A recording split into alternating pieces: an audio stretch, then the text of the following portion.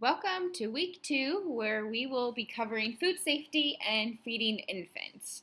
Now, food safety may seem a little but it's very important, especially for those that are going to be working in any type of facility where they're preparing the food on site. And then we're going to start touching about feeding infants. We're going to really start diving into the actual science of the application of nutrition. Again, in red here, don't forget to read the assigned chapters prior to the face-to-face meeting and complete the quizzes. This is to prepare us for our activities in class. So during week 2, what we're going to be covering in our face-to-face agenda, we're going to be talking about food safety. Now, food safety, this will be a very brief introduction to food safety. Of course, there's a lot more to it, and we're going to be doing some class activities in regards to food safety. And then we'll move on to infant feeding. So we'll talk about how do we make sure that infants are actually getting enough nutrition, and then what are the requirements if there's a daycare for feeding infants, and then we'll talk about introducing foods.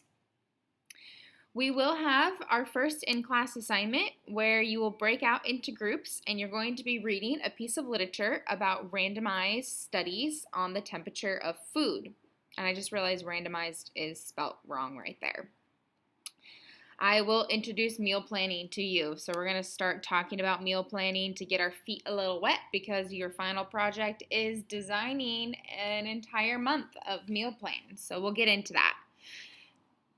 So let's go back. We'll talk about the assignment requirements. So again, you'll see the chapter 4 before class, and then chapter 7 is also before class for your quizzes this week. The study temperature of foods right here, we're going to be doing in class, guys, so don't worry about that panic mode, okay? We will also be covering a big assignment this week with the food safety video questions. Here, this is your assignment for the week. It's pretty self-explanatory. You're going to view the following 4 videos. Each is going to be addressing a different category of food safety. And then I want you to consider what you should implement in a preschool site. So if you're going to have a restaurant at a preschool site, what might you actually need to be concerned about? So watch all 4 of these. At the end, you're going to put a Word document together and you're going to answer these 6 questions. Please use full sentences. Use scholarly evidence. So if you're going to cite anything, make sure, again, it's from a sound source. It's not just a blogger out there. And also use your textbook as a reference, and please cite your sources using APA. Basically, if you do that for each of the questions, you should have no problem receiving full points for this assignment. And then the last piece that you're going to do here for this week is going to be a food safety lesson. Okay, this is your discussion board. So here I'm going to give you very detailed instructions because this is one that students mess up frequently. So here what we're going to do is you're going to pretend that you are preparing chicken noodle soup from scratch with preschoolers. Yikes, that sounds like a disaster, right?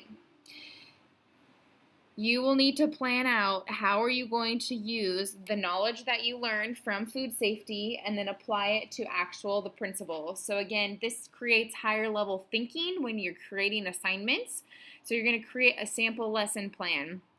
Walk us through. What would you do? How would you get the kids involved? What are some precautions that you need to make sure? Write it at a children's level, right? How are you going to teach these kiddos how to make chicken noodle soup and incorporate a food safety lesson? So when you're doing the lesson plan designing, you are going to want to explain to the children why is food safety important, and you're going to want to try to break it down to their level of knowledge, right?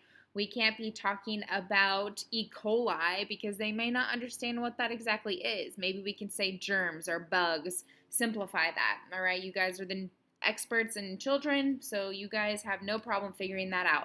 But make sure the overall message of the lesson is food safety. It is not just teaching them how to make chicken noodle soup. You are teaching them how to make chicken noodle soup, but the objective of the lesson is to teach proper food handling and food safety. So post that by Friday, then read through your classmates and provide feedback to at least 2 of your classmates by Monday. Again, make sure that your replies have some substance to it.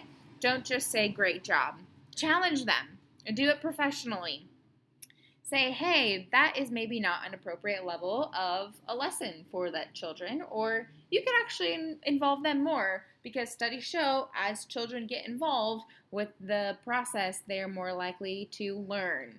So please make sure you provide some constructive feedback for your peers. Okay, that is going to conclude the requirements for week 2. If you have any questions, please feel free to reach out.